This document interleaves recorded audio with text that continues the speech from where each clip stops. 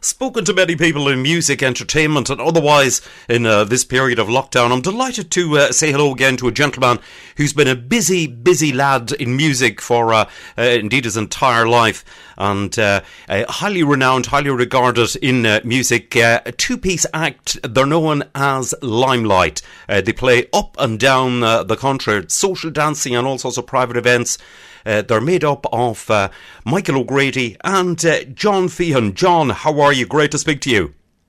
Hello, Jerry. How's things, mate? Not too bad at all. John, listen, you were one busy lad in music before all of this happened.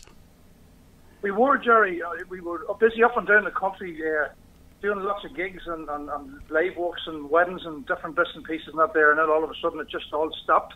Indeed, it was an abrupt stop. But you really were busy, and you were one of the acts who literally travelled all over Ireland. We were, Jerry. Yes, we done a lot of travel there. We were on the social dance scene there in Ireland here. A lot of work, parts of Carlow and down as far as Cork and over as far as Mayo and Galway. We were all over the whole counties here. And very busy. And just all of a sudden, as I say, everything just stopped, unfortunately. But that's the way it's going at the minute now. So unfortunately, we're all in the same boat. Indeed, that's for sure. You're based, of course, yourself in County Armagh. We're up in Armagh, yes. Myself and Mike here. Mike lives beside me here. He's only about half an hour from me here in Armagh, Jerry. Yeah, I say it's handy for us because we're right sort of on the border here, and we can do north walk and south walk. We're kind of more based in the north, but a lot of our work would be in the south now, you know. Yes. Now, the Limelight band have been going for a long time.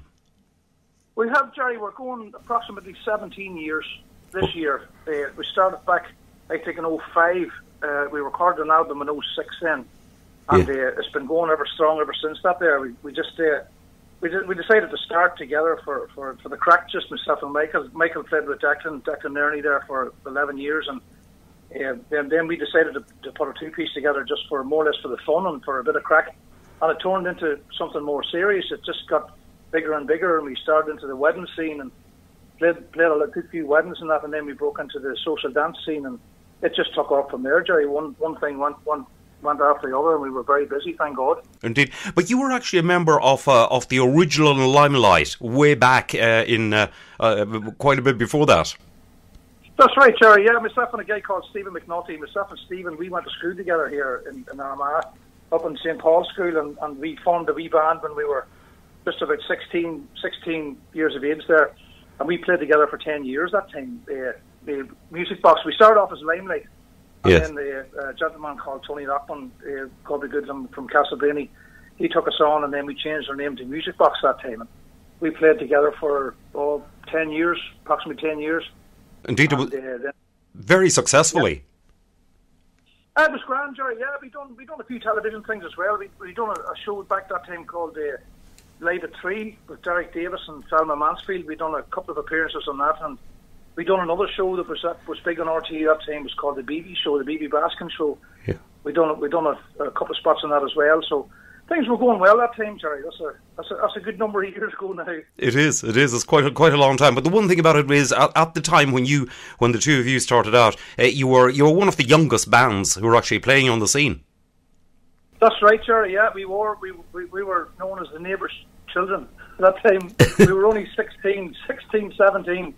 And we were doing the circuit that time from top to bottom of Ireland, and we were back and forward to England a good bit as well. We used to do around London and Birmingham, Coventry.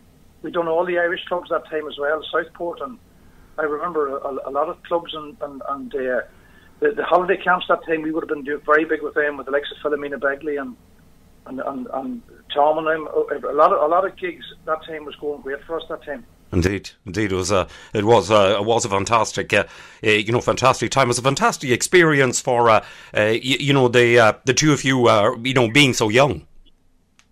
That's right, Jerry. Yeah, we enjoyed it. We came straight out of school and straight into the music game, and thank God we made a few contacts here and there, and we got up the ladder a wee bit and just started doing the travelling, and we made a job out of it. We made a career out of it, and it has been very good to me now over the years. I started.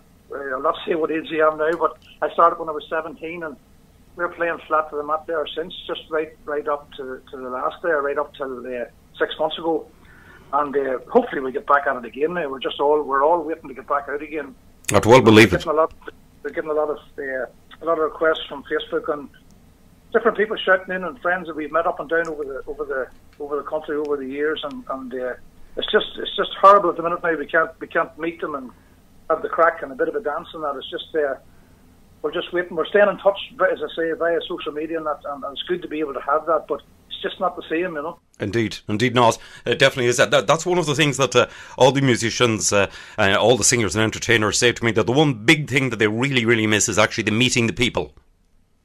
That's right. We love it because we've met friends over the years, this last 20, 25 years, and we've known them for years, and we know circumstances of different people, and they would know ours, and it's just nice to meet up every now and again. And as I say, unfortunately, we can't do that. But hopefully down the line, things will get back to normal, and we'll be able to get back and get meeting up again for the crack. Indeed, that would be fabulous. So what are you doing with yourself? I mean, you suddenly found back in at the lockdown, suddenly that was it, and there was nothing. How are you occupying your time? Just a few odd jobs around home here, Jerry. We were doing bits and pieces of jobs really that you never would have got done any other way. Only we hadn't got the time, but we have the time now. So, as the man says, we're playing catch up on jobs that should have been done over the years there. And I do an odd wee bit of welding myself and a wee bit of driving here and there for guys, and just basically keeping myself out of trouble, and an odd wee run here and there and a bit of walking. Thank God I had that to fall back on. But as the man says, there's nothing in the music line at the minute. But hopefully them wee jobs will keep coming and make a few pound and try and keep the bills paid. Indeed, that's the thing, because that's something that many of musicians, singers, people involved in the whole music trade, and there are a lot of people, and it will undoubtedly be one of the last occupations to ever get back. I think you're right, Jerry. Unfortunately, there's nothing in the pipeline now, or nothing in the foreseeable future, and they're talking in Ireland here at the moment about pubs opening now, maybe in the next 3 or 4 weeks' time. So hopefully that'll break the ice, and maybe let a few of the lads back. Maybe even one-piece bands there. Maybe a two-piece band. Maybe hopefully that'll get some type of live music back in again. I can't see how they're going to work the social distancing thing in the pubs, but as I say, if they can overcome that or bring the distance down or something, that'll hopefully let a wee bit of music back in again of some description, and then hopefully the rest will follow. The dances will follow then. Hopefully. That's all we're hoping on at the minute. We're just, every one of us is in the same boat. I've been talking to different mates of mine there, and we're all just thinking the same thing. We're just waiting for word to see if there's anything going to happen. Nobody seems to know what's happening, you know.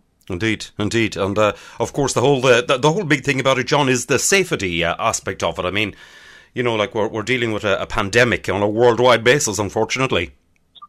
That's right, Jerry. Yeah, in fairness, and the type of people that we would be playing to, our age group of people, would be kind of sort of anywhere from a wedding couple right up to the people in their 50s, 60s, and the social dancing scene, we would have covered the board all over. And as a man says, young people, I know nobody wants to catch this COVID-19 at all. It's very bad for anybody, but I think for older people and maybe people with underlying problems there, it can be 10 times worse. And unfortunately, that's the scene that we are in at the moment, playing for these people. And I can't see them coming back into the dances in a hurry until maybe such times as there's a vaccine or something. Hopefully that'll work out as well. But just to say, nobody knows, Jerry. We're waiting to see what's happening, and hopefully they will come up with a vaccine and hopefully try and get things straightened up again. Indeed. Fingers crossed, John, on all that, because it's certainly turned the world well and truly upside down at this stage. All we could do is fingers crossed. I mean, the progress I know is it's getting there slowly, and progress in Ireland across Ireland is very good on it. It is, Jerry. Yeah, in fairness now, Ireland seemed to be locked down fairly quick, and they were on the ball, and everywhere shut down rather quickly, overnight in fact, which in turn left the result favourable compared to some other countries. And with any luck, if everybody keeps doing what they're doing, which they're doing a great job at the moment, and if they keep doing what they're doing, it'll keep it'll keep the thing at bay, and hopefully it'll let us all back out again, Indeed, that's... Indeed, John. Yeah. That's the thing about it. John, listen, it's been lovely to catch up with you. I wish you all the health and success, and as they say, stay safe. And look forward to the day that you'll be back out and playing and entertaining once again.